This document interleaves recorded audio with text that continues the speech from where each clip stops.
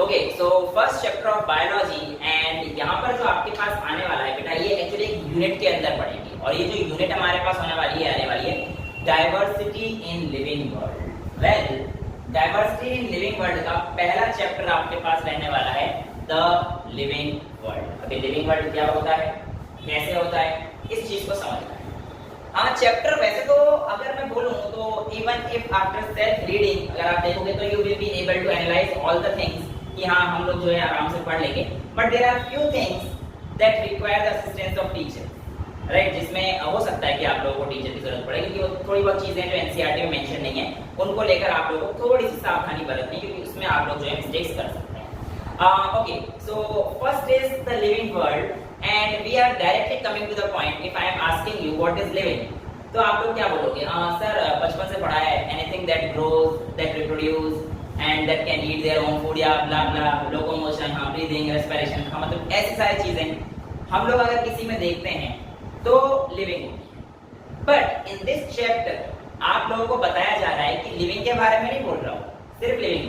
अगर मैं आपसे पूछता हूँ कि what is the major difference between a non-living and a dead, क्योंकि आप लोगों के हिसाब से अगर कोई चीज मूवमेंट नहीं कर रही है तो वो नॉन लिविंग है, लाइक दिस टेबल, ये नॉन लिविंग है। अगर मेरा राम नाम सत्य हो जाए और मैं शैया पर लेटा पड़ा हूँ तो मैं अपनी मूवमेंट तो नहीं शो करूंगा उस टाइम, मेरी आंखें बंद रहेंगी और मैं ऐसा पड़ा हूँ, है ना, अभी तो बोल पा रहा हूँ, उस टाइम बोल भी नहीं पाऊंगा, तो क्या मैं उस समय नॉन लिविंग हो जाऊंगा? नॉन लिविंग क्यों नहीं, जब मैं कोई मूवमेंट ही परफॉर्म नहीं करता। But that तो living के होने के बाद होता है। हाँ, तो the basic difference between a non-living thing and dead thing, another thing, a dead body, is that dead was once alive. ये इसमें वही dead की definition हम लोग क्या करते हैं कि it was once alive, right? Well, what is living in terms of biology is very different from what you people think. मतलब जो आप लोग सोचते हैं उससे बायोलॉजी थोड़ा सा डिफर कर जाएगी अपने बताने को तरीके में। कैसे, आइए देखिए। आज हम लोग बात करने वाले हैं features of living things, but we are not only defining features, but we are going to define characteristic feature of living organism. मतलब मैं आप लोगों को जो आज बात करूंगा वो ऐसे फीचर्स आएंगे जो सिर्फ और सिर्फ पर्टिकुलर स्पेसिफिक रहेंगे to the living things. Well, we will see how. Let's take an example of growth. Growth, you people say, is a living beings grow. Okay, I do agree. But if I am saying, what about mountains? What about mountains? Snow mountains. They also grow. आप grow तो कैसे define करते हो? Because whenever there is some accumulation of mass, तो वो growth है।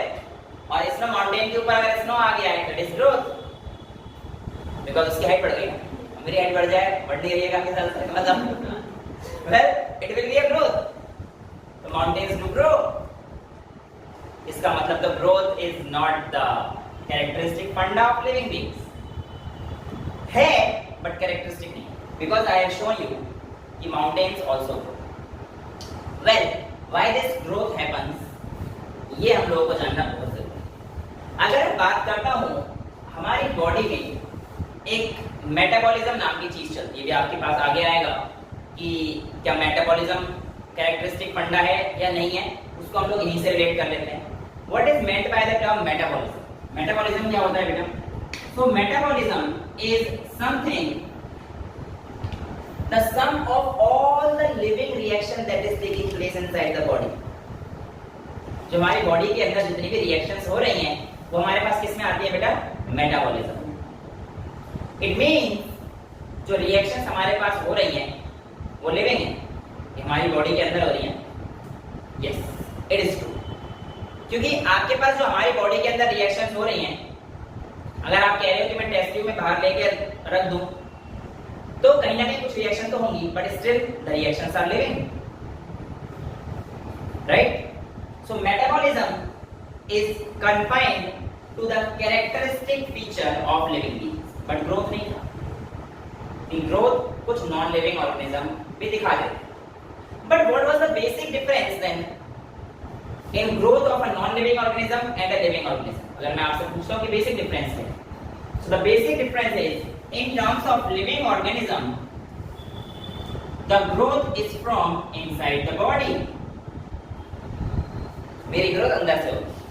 अभी अगर मैं अपनी हाइट बढ़ाने की कोशिश करूं तो अगर मैं इसको ले लेता हूं, मैंने बढ़ाया तो मेरी हाइट बढ़ेगी नहीं ना, ये outside growth, it won't be considered as a growth. Why? क्योंकि मैं लिविंग ऑर्गेनिज्म आप लोगों को दिख रहा हूं ना कि मैं लिविंग हूं, तो अगर एक्स्ट्रा का मेरे ऊपर कोई चीज आती है तो वो चली जाएगी, बाहर की चीज बाहर ही जाएगी, it won't be counted as growth. क्योंकि लिविंग बॉडी का जो कैरेक्टरिस्टिक फंडा है वो ये है कि जो लिविंग बॉडी में ग्रोथ होगी वो कहां से होगी? अंदर से होगी। बट एक नॉन लिविंग में जो आपके पास ग्रोथ होती है it occurs from outside, so it is termed as outside growth. Well, in terms of metabolism, I have told you it is a sum of all the reactions that is being taking place inside the body. Right? There are two types जो आपको यहाँ पे आपकी body में मिलने वाला है। First one is catabolism. What is meant by the term catabolism? बेटा कैटाबॉलिज्म आप पहले समझिए डिस्ट्रक्टिव मेटाबॉलिज्म। कैसा है? डिस्ट्रक्टिव मेटाबॉलिज्म, यानी कि जो कैटाबॉलिज्म हो रहा है यहाँ पर आपके पास चीज कैसे जा रही है? Destructive, so it is destructive metabolism. And the second one is your anabolism, and this one is the synthetic one, यानी कि जहां पे आपकी चीजें बन रही हैं। आइए बात करते हैं इस चीज को समझते हैं। बेटा कैटाबॉलिज्म आपकी बॉडी के अंदर ही होता है जब चीजें टूटती हैं। बेसिकली चीजें टूटती हैं तभी आपको एनर्जी मिलती है। एग्जांपल के तौर पर रेस्पिरेशन में जो आपके पास ग्लूकोज आता है चीजों को टूट टूट के तो आता है, it is a form of destructive metabolism और कैटाबॉलिज्म। नेक्स्ट एनाबॉलिज्म जहां पे सिंथेसिस होता है। एग्जांपल के तौर पर फोटोसिंथेसिस, यहां पर आप रॉ मटेरियल यूज करके ग्लूकोज बनाते हो, राइट? तो ये हमारे पास इसमें है सिंथेटिक मेटाबॉलिज्म, इसे क्या बोलते हैं? एनाबॉलिज्म। वेल, ग्रोथ की टर्म्स में बात करें तो हमारे पास growth can be of three types. Yes, the growth can be of three types: positive growth, zero growth and negative growth. And all these growth are defined in terms of these two respects only. कैसे? अगर बेटा आपके पास positive growth है तो positive growth आप ये समझिए कि इसके केस में एनाबॉलिज्म डोमिनेट्स ओवर कैटाबॉलिज्म, क्योंकि सिंथेसिस हो रहा है और जहां सिंथेसिस हुआ वहां पे आपका ग्रोथ होगी। जहां पे भी आपका anabolism is greater than catabolism रहने वाला है वहां पर आपके पास क्या रहेगा? Positive growth. Whenever whatever is being synthesised is being destructed, zero growth. जब आपके पास एनाबॉलिज्म और कैटाबॉलिज्म का रेट बिल्कुल बराबर हो जाएगा तो उसके केस में क्या हो जाएगा? Zero growth. नेगेटिव भी जा सकती है। Whenever the catabolism is greater than anabolism, ये नेगेटिव ग्रोथ है। इस हिसाब से जरा एक चीज बताना, मैं खाना खाता हूँ, खाना खाया वो अंदर गया, एक केस, और दूसरा है पसीने टपकाता हूँ। खेल के आता है तो कहीं से भी आता है, पसीने टपक टपक गर्मी से आ जाए बाहर अभी तो पसीने आएंगे तो वो बाहर आ रहे हैं, तो उस केस में मतलब मेरी बॉडी में कुछ ना कुछ चेंज होना चाहिए। अंदर जाना मतलब ग्रोथ हो रहा है, बाहर निकलना मतलब निकल रहा है, राइट? नहीं बेटा, इस चीज को हम लोग ग्रोथ के अंदर कंसीडर नहीं करेंगे। ये सब आउटसाइड चीज है, वो बाहर की चीज लेकर खा रहा हूँ तो मेरी उससे एनर्जी मिल रही है, उसके बाद क्या हो रहा है मुझे उस बात से मतलब नहीं है। मैंने क्या बोला? जो भी आउटसाइड फंडा है अगर वो चीज आ रही है तो हम लोग लिविंग बीइंग्स के अंदर से कंसीडर नहीं करेंगे। तो taking enough food inside the body, उसको आप लोग ग्रोथ मत करें। खाने के बाद आपका वेट बढ़ गया, सर देखो 42 किलो का था, अब मैं 44 की हो गया, नो। अब उस खाने से तुम्हारी बॉडी के अंदर जो आपके सेल वगैरह एक्टिविटी करेंगे वो सब लिविंग में आ जाएंगे, बट खाना खाना और पसीने निकालना इनको आप ग्रोथ में कंसीडर नहीं करेंगे। So this is the basic difference between a growth of a living organism and a non-living organism. Well, moving to the later part, we are going to discuss very important and interesting one, and you people are very interested in that topic, reproduction, right? Okay. So what is meant by the term reproduction? Reproduction is something in which the individual produce young ones of their own kind. है ना भाई, जिसमें एक individual अपने जैसे बच्चे पैदा करता है। पड़ोसी जैसे करेगा दिक्कत हो जाती है कई बार, मतलब कहने का मतलब है ह्यूमन बीइंग से पैदा कर रहा है ना, तो young ones of their own kind का मतलब है एक स्पीशीज तो हमारी आ रही है, वो दिक्कत तो अलग बात है, बट रिप्रोडक्शन में फंडा तो यही है ना कि producing young ones of their own kind. But do you consider this as the specific character of living beings? क्या आप इसको स्पेसिफिक कैरेक्टर मानेंगे? आज से पहले मानते थे, बट अब इस चैप्टर को पढ़ने के बाद सर लग रहा है कि कोई दिक्कतें होने वाली है। Well, reproduction again is not under the characteristic feature. Why? See, मैं आपकी इस बात से तो सहमत हूं बेटा कि सिर्फ और सिर्फ लिविंग बीइंग रिप्रोड्यूस करते हैं, नॉन लिविंग बीइंग रिप्रोड्यूस नहीं कर सकते, ये बात आपकी बिल्कुल सच है। But when you are saying कि लिविंग बीइंग रिप्रोड्यूस करते हैं, मैं यहाँ पे क्वेश्चन देता हूँ आपको कि आपने एक प्रजाति सुनी होगी म्यूल नाम। म्यूल होता है खच्चर, ये कभी रिप्रोड्यूस नहीं करता अपनी जिंदगी में, म्यूल कभी रिप्रोड्यूस नहीं करता। और ये बेटा हमारे पास मेल डोंकी और फीमेल हॉर्स का कॉम्बिनेशन होता है, इसे हम लोग हाइब्रिड कहते हैं, ठीक है। और ये अपनी लाइफ में कभी रिप्रोड्यूस नहीं करता, बट ये लिविंग है, खाना खाता है, सुसु पोटी भी करता है, सब काम करता है, तो ये हमारे पास कभी रिप्रोड्यूस नहीं करेगा।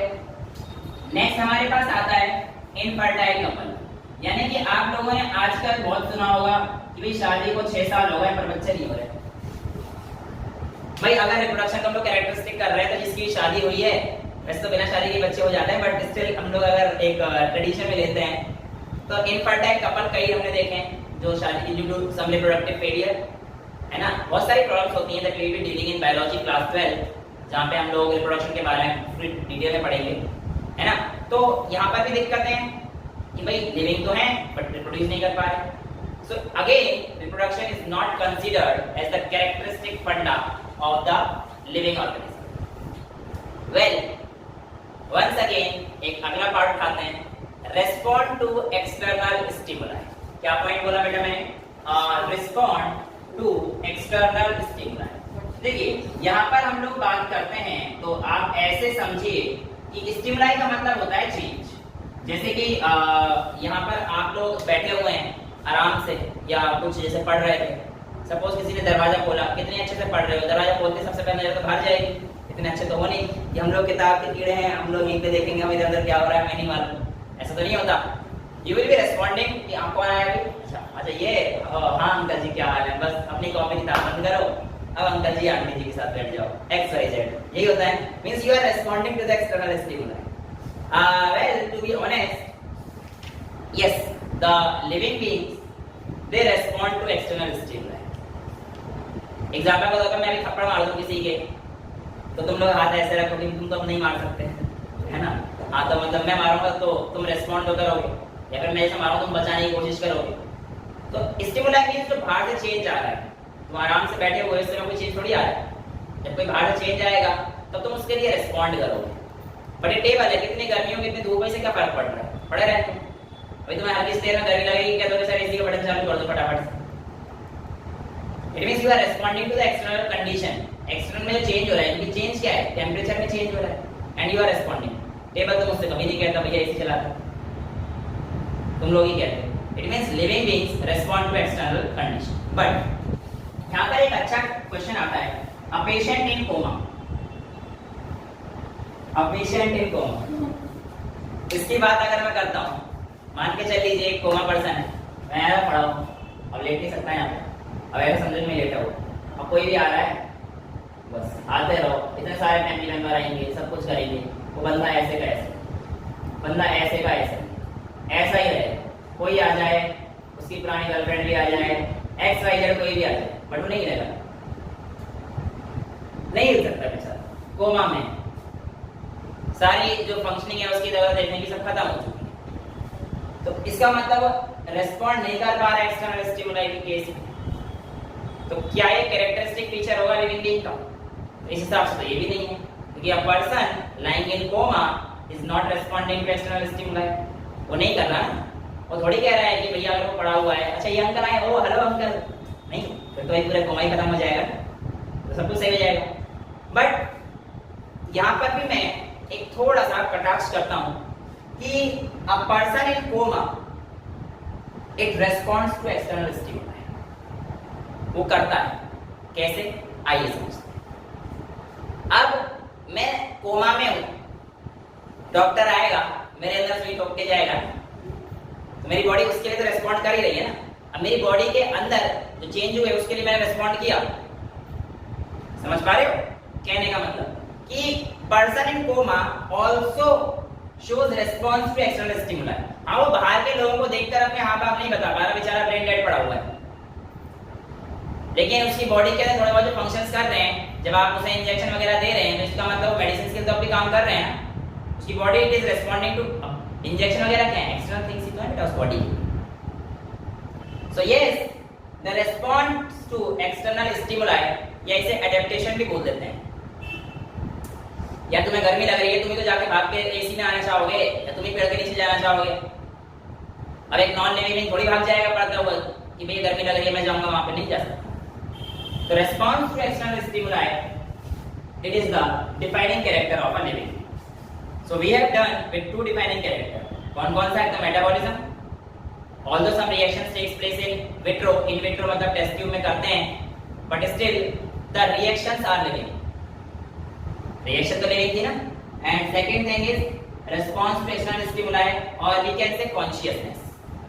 Consciousness मतलब आप लोगों को होश है. तो consciousness is sometimes considered as the defining character of the living organism. Well, consciousness आने के अलावा एक और चीज होती है जिसे हम लोग कहते हैं सेल्फ कॉन्शियसनेस। क्या बोलते हैं? Self consciousness. अब ये सेल्फ कॉन्शियसनेस क्या होता है, आइए देख लेते हैं। जैसे मान के चलो मैं यहाँ पे अभी खड़ा हूँ, अभी XYZ या X का फोन आ जाएगा कि भैया कहाँ पर हो, तो मैं क्या बोलूंगा कि मैं तो क्लास में हूँ। फिर वो कहेगी मिलने आ जाओ मुझसे, तो मैं क्या करूँगा? क्लास छोड़ के थोड़ी चला जाऊँगा, क्लास छोड़ के नहीं जाऊँगा, बट मैं उसे बता दूंगी भैया मैं जो है आपसे मिलने इस समय पर आ जाऊँ। मिलने से पहले क्या चेक करूँगा? कपड़े। टाइम कौन चेक करूँगा? टाइम तो जिस टाइम बुला के जाना ही पड़ेगा ना भाई, वरना अगले दिन सब खत्म। तो कपड़े चेक करूँगा। क्यों बोला? अरे तभी तो जा रहा हूँ, दोबारा पैचअप हो जाए क्या पता। वेल, मैं क्या चेक करूंगा कि भैया कपड़े सही है कि नहीं, डीओ शीओ लगाऊंगा, इसके बाद बाल काटूंगा, हालांकि अभी नहीं है बट पहले कभी कभी यहाँ तक के मेरे बाल हुआ करते थे। वेल, ये सब चीजें क्या बता रही हैं कि मैं जो है आसपास के समाज को देखते हुए चल रहा हूँ। कॉन्शियसनेस वो तो मेरे अंदर है, बट अब मैं क्या कर रहा हूँ कि सेल्फ अवेयर हो रहा हूँ कि वहां पे हमारे पास आसपास क्या चीजें हैं और उसके हिसाब से मैं अपने आप को अडेप्ट कर रहा हूँ। तो मैं एक सेल्फ कॉन्शियसनेस शो करता हुआ जाऊंगा, है ना। और इस चीज का भी ध्यान रखूंगा कि वहां पे मेरी प्रेजेंट ना मिल जाए। भाई अगर उसने किसी ऐसी जगह बुला लिया जहां पे मेरी प्रेजेंट हो, तो भैया देख के मैं कहता हूँ यहाँ नहीं यहाँ मिलते हैं, ये भी सेल्फ कॉन्शियसनेस है। मुझे पता है ना यहाँ पे दिक्कतें हो सकती हैं, डबल टाइमिंग कर रहे हैं। मतलब जो भी है, सेल्फ कॉन्शियसनेस का मतलब ये है कि this property is exclusively for species like me और you which are human beings. Aren't you? It comes under human being. पर हम वहाँ पे चीटिंग थोड़ी ना कर। चीटिंग का क्या मतलब? Human being तो हो। So self consciousness is the characteristic funda of human being only. Consciousness सब living being का। ये किसका है बेटा? Human being। यानी कि हम लोग सब काम देख के करते हैं कि हमें कोई पकड़ना है, ठीक है। बाकी अब जैसे कबूतर घूम रहे होते हैं आसपास, they reproduce wherever they want, कोई दिक्कत नहीं होती, राइट। उन्हें क्या मतलब पड़े कॉन्शियसनेस का, ठीक है। तुम अपना आराम से अंदर बैठे हो, कबूतर अपनी बालकनी में आपके आया और गुड़ गुड़ गुड़ गुड़ गुड़ गुड़, they are not aware of what is happening around them. But ऐसा आप लोगों के साथ नहीं हो सकता, because you are self conscious being यार, you are human being and you have the extra variety of this consciousness and that is self consciousness. So this is only for human beings. That is how we will be describing about the what is living and what is non living. Characteristic funda आप लोगों को पता पड़ गया, यहाँ तक note कर लीजिए, इसके बाद आगे चलते हैं। So moving to the next part of NCERT is the diversity of living world. Well, what is meant by the diversity?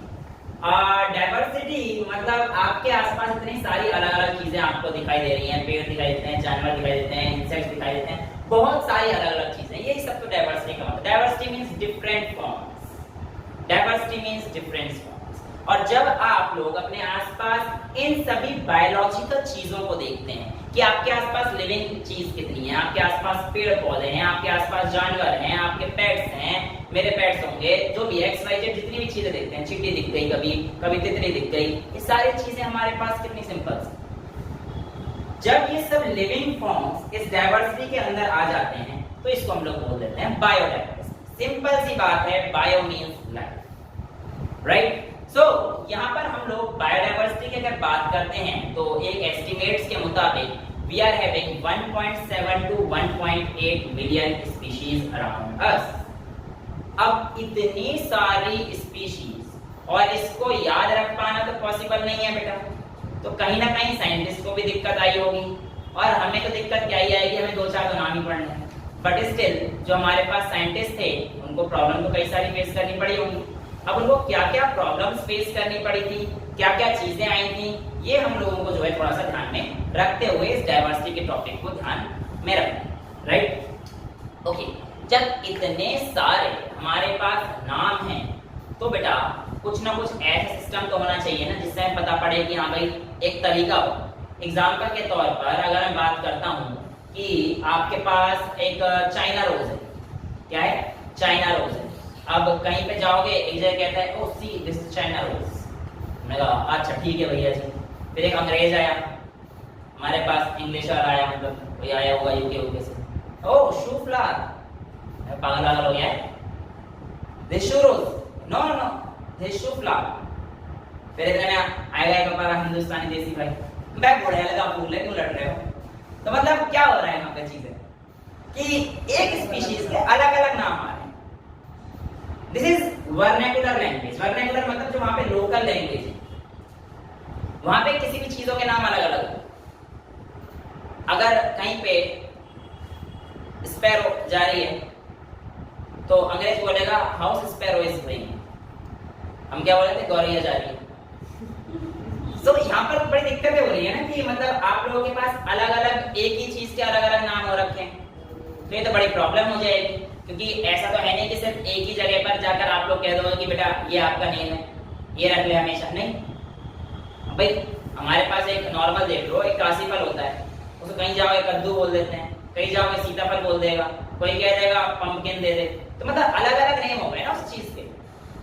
तो साइंटिस्ट भी बड़े डायलेमा में थे, क्या करें क्या करें क्या करें। तो उन्होंने कहा ऐसा है, सब बातों की एक बात, एक ऐसा नाम रख देते हैं जो पूरी दुनिया में हर जगह कॉमन रहने वाला है। एक ऐसा नाम रख देते हैं जो पूरी दुनिया में हर जगह कॉमन रहने वाला है। और इस फंडा को बोला गया बेटा हमारे पास नॉमेनक्लेचर।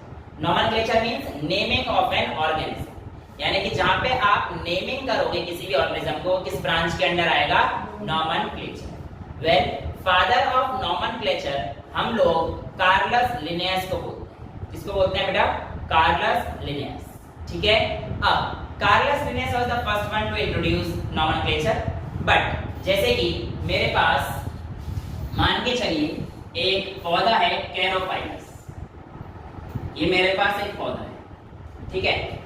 1750 से पहले की अगर मैं बात करता हूं तो इसका नाम हुआ करता था, मेरे को पूरा तो याद नहीं है, बट फिर भी कैरोफाइलस, सेक्सोटेलस, अम्बेलिटस और कोरिम्बस, और पीछे 2 नाम और हैं। मतलब इतना लंबा नाम यार, ये तो याद करते करते मतलब एक्चुअली इसमें नाम लिए, ये एक्चुअली बताना चाह रहा है कि इसके स्पीशीज ये यहाँ पे पाया जाता है, इस चट्टान के ऊपर पाया जाता है, ऐसा लाइक है, वो सब कुछ लिखा हुआ था उसका। बट ऐसा नाम याद करना है तो बड़ी दिक्कत हो जाएगी ना, मतलब इतना लंबा नाम कैसे याद रखेंगे। अब एक स्पीशीज कोरिम्बस थी, इसके इतने सारे लंबे नाम थे, सेक्सोटेलिस, और बीच में एक दो नाम और थे, फिर कोरिम्बस, मतलब कोरिम था, और लास्ट में बीच में पता नहीं क्या था, 2-3-4 नाम। यहाँ पे आप देख रहे हो एक स्पीशीज के 1 2 3 4 5 6 इसमें लग रखे हैं।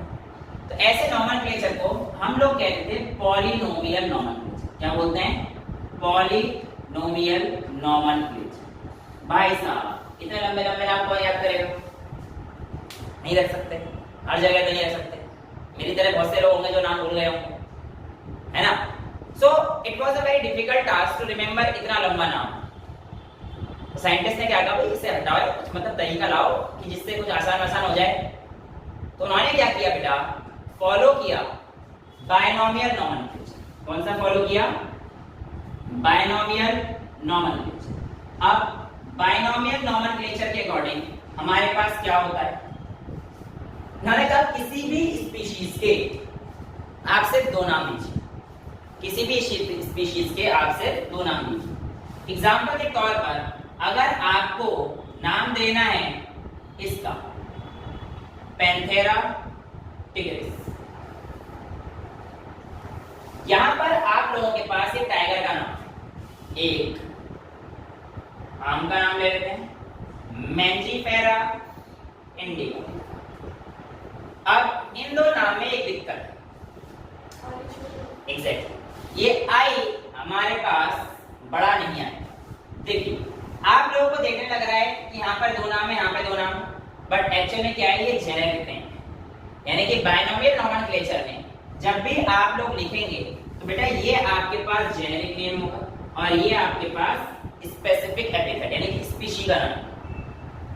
अगर मैं पैंथेरा लियो लिख देता तो ये लाइन हो जाता, तो उसका जीनस तो सेम है पैंथेरा, बट स्पीशीज अलग है। तो जब भी आप बायनोमियल नोमेनक्लेचर लिखेंगे तो you will be having two names, a Panthera and a tigris, a Mangifera and the indica. जब भी आप लोग इसको कंप्यूटर में लिखेंगे तो ये इटैलिक्स में लिखा जाएगा, लेकिन जब आप हाथ से लिखेंगे तो the two names must be underlined separately and only the generic name should be written with the starting block letter या capital letter, but बाकी सारी चीज स्मॉल लेटर में लिखी जाएंगी। इसीलिए मैंजीफेरा इंडिका का जो आई है वो भी हमारे पास छोटा रहेगा और आप इसे सेपरेटली अंडरलाइन भी करें। This is how comes the binomial nomenclature. This was relating about the binomial nomenclature, but अब हम लोग थोड़ा सा आगे और चल देते हैं। तो पॉलिनोमियल हमने पढ़ लिया, बायनोमियल पढ़ लिया, इसका छोटा सा एक और भाई आता है जिसे हम लोग कहते हैं ट्रिवियल नोमेनक्लेचर। इसको बोलते हैं बेटा ट्रिवियल नोमेनक्लेचर। क्या होता है, जैसे कि मैं कहता हूं आपके पास ये गोरिल्ला गोरिल्ला गोरिल्ला, यहां पर देखिए, यहां पर आप लोग देख रहे हो कि आपके पास स्पीशीज के बाद भी आपके पास क्या है, एक और स्पीशीज, इसको हम लोग कहते हैं सब स्पीशीज। स्पीशीज के बाद अगर आप सब स्पीशीज लिखते हैं तो वो हमारे पास किसमें आती है, ट्रिवियल नोमेनक्लेचर। यहाँ पे हमारे पास जीनस नेम और स्पीशीज का नेम क्या है, सेम है। ऐसे केस में हम इनको टॉटोनिम बोलते हैं। क्या बोलते हैं, टॉटोनिम। ओके, जहां पे आपके पास ये और ये सेम। लेकिन अगर आपके पास ये आया कॉर्वस स्प्लेंडर्स स्प्लेंडर्स, यहां पर देखिए ये स्पीशीज और सब स्पीशीज से, ये टॉटोनिम में नहीं है, ये क्रो का नाम, ये कौवे का नाम है ना। ये आपके पास जो है स्पीशी है, सब स्पीशी, ये टॉटोनिम में नहीं है, बट एक ट्रिवियल नोमेनक्लेचर में आया।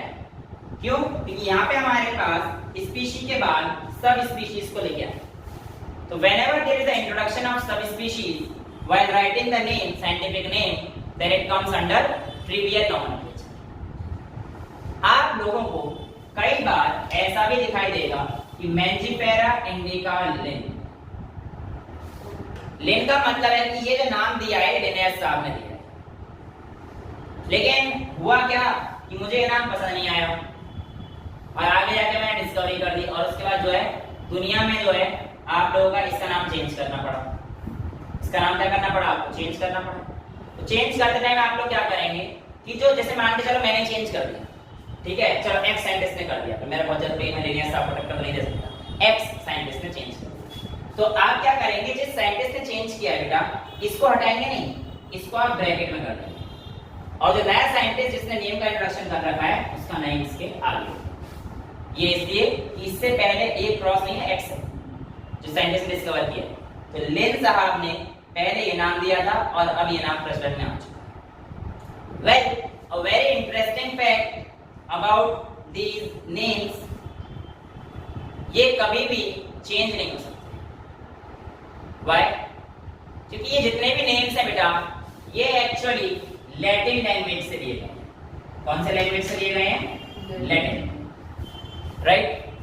अब मैंने आपको बोला ये चेंज नहीं हो सकते। Why? Because Latin is the dead language. Latin is the dead language. और आपको ही मैंने कुछ देर पहले बताया था कि मरे हुए चीज में किसी में चेंज नहीं कर सकते। If something is dead, तो dead खत्म वहीं पे, आप उसमें चेंज नहीं कर सकते। तो एक बार जितने भी मतलब इवन अगर आपको कोई नेम मिलता है तो आप उसे कन्वर्जन जाके लैटिन से ही कर देते। मतलब कोई आपने नेम उठाया बट आप उसे करोगे लैटिन में ही नेम दे दोगे ताकि इसमें फर्दर चेंज पॉसिबल ना हो सके। ठीक है, तो व्हाई वी यूज लैटिन? ताकि यूनिफॉर्मिटी रहे ना, वर्ड में चेंज तो हो ही नहीं सकता। वरना किसी का मन किया भाई हमारे यहाँ पे इसकी चलती है, हमारे यहाँ पे इसका नाम ये नहीं हो सकता।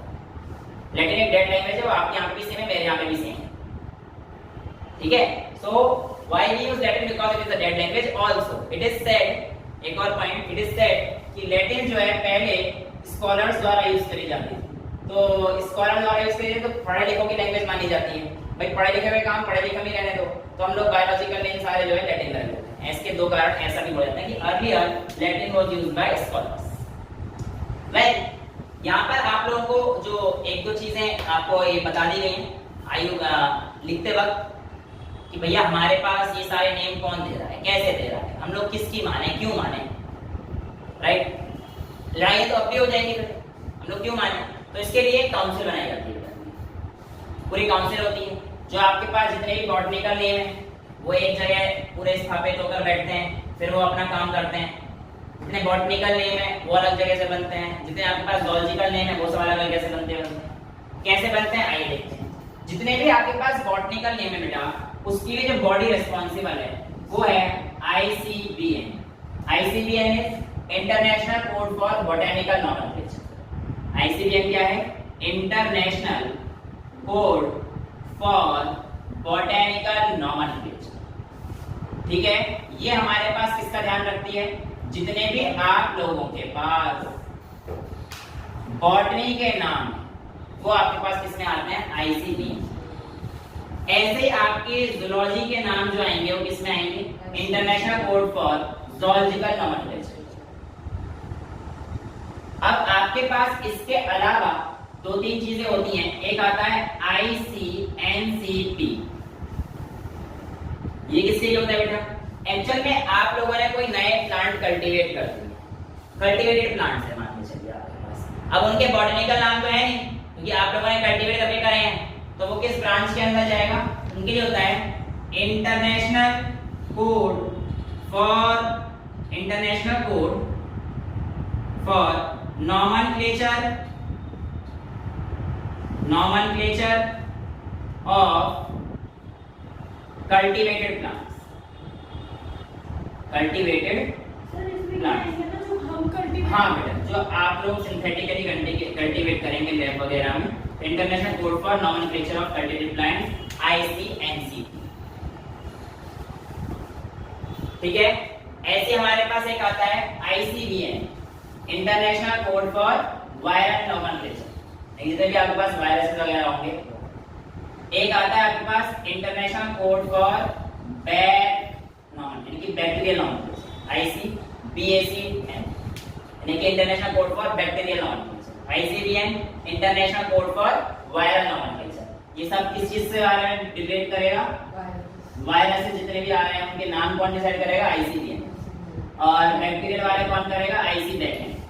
और जूलॉजिकल के हो गए, नॉमेनक्लेचर के हो गए। तो this is how we deal with the formula of nomenclature. Nomenclature क्या होता है? सिंपल नाम देना। कौन काम करते हैं? बॉडी एरे, कहां से शुरुआत हुई? आपके पास एरे किस टाइप के होते हैं?